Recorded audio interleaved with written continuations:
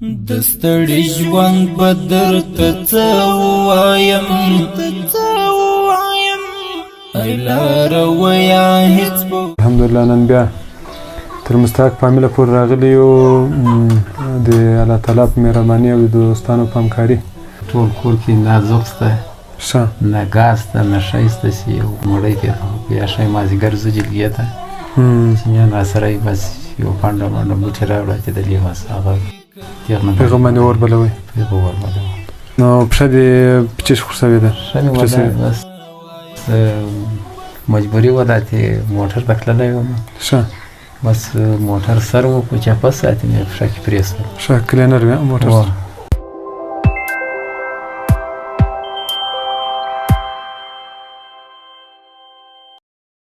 علیکم ورحمت الله د خدمت خیره بنسټ ګرانو کتونکو هیلهمند یم چې روغ جوړ او صحتمند به یاست الحمدلله نن بیا تر مستحق فامیله پورې راغلي یو د الله تعالی په مهرباني او د دوستانو په همکاري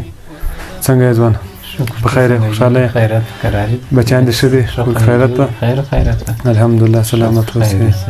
نوم مبارک دې چې ده نوم مې ثابت لا ده ثابت لا د کوم ځای د قرهباغ ولسوالۍ ښه د نصرت آباد کلي و ښه ښه خیر اوسئ نو دا دې بچیان دي دغه هم بچیان دي ښه څو دانې دي 4 دانې ښه 4 زمن یوه لور و 3 زمن یوه لور و 3 زمن یوه لور ښه نو پښه دې پچیش خور شوې ده ښه مې ودا بس مجبوري وه چې موټر ته تللی وم ښه بس موټر سر و په چپه ساعتې مې پښه کې پرېستل ښه کلینر وي موټر ښه دوستانو پښه یې معلومیږي چې زنګانه کې کت شوې ده الله پاک دې ژوند چارې ورته اسانه کړي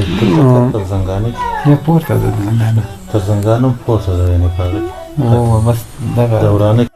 دا یوه جوست نو اوس کار و غریبۍ خو چای نشي کولی کار خو عادي نسته چې شی به سړی وکړي دیال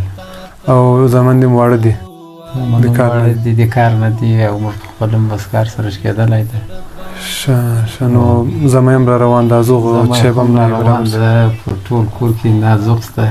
ښه نه ګاز شته نه ښایي شته چې یو مړی پرې یا ښایي مازدیګر ځو جلګې ته چې میان راسره یې بس یو پنډه منډه بوټي راوړه چې دلې بس هغه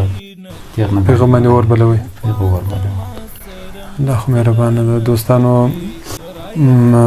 په تصویر کې معلومیږي چې نه فرش لري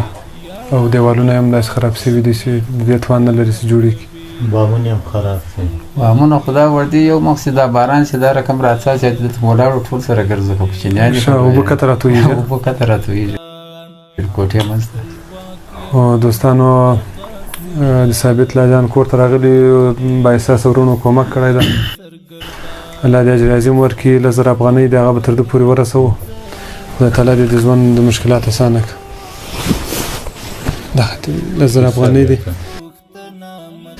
خدمت خیره بنسټ له لارې یو ورور رالېږلي دي دعاګانې به ورته کوي او د خدمت خیریه بنسټ مسؤلینو ته بیا سلامونه او نیکې هیلې وایو الله دې وکړي روغ جوړ او خوشحاله به یاست په درملو دغسې خلک او داسې کورنۍ ډېرې زیاتې دي په قرهباغ کې او له تاسې هیله لرو چې په آینده کې د دغسې خلکو لپاره نور هم کومک او مرسته وکړئ او ډېره عاجله اړتیا دغسې خلک ورته لري دا دې تاسې خپله په ژوندۍ بڼه هر څه وینئ نو انشاءالله تعالی الله دې وکړي په آینده کې له دې سره بیا مرسته وشي او کومک وشي او امیدوار اوسو تاسې ورسره مرسته او کومک وکړي او الله دې اجر عظیم ورکړي تاسو ته دې الله اجر درکړي نور زیاتې تاسو وخت نه نیسو او ثابت لا جان انشاءالله په آینده کې به بیا احتمال سره نیسو بس دعاګانې دې پکار دي خدای پامان